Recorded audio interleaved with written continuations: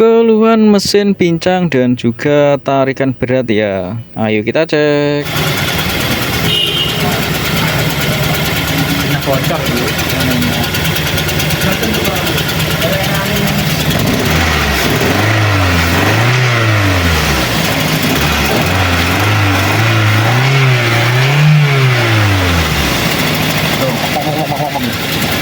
Kemudian kita lakukan pengecekan kompresi. Nah, ini kompresi nomor 2 guys. Ternyata setelah dicek hasilnya cuma 5, normalnya 11.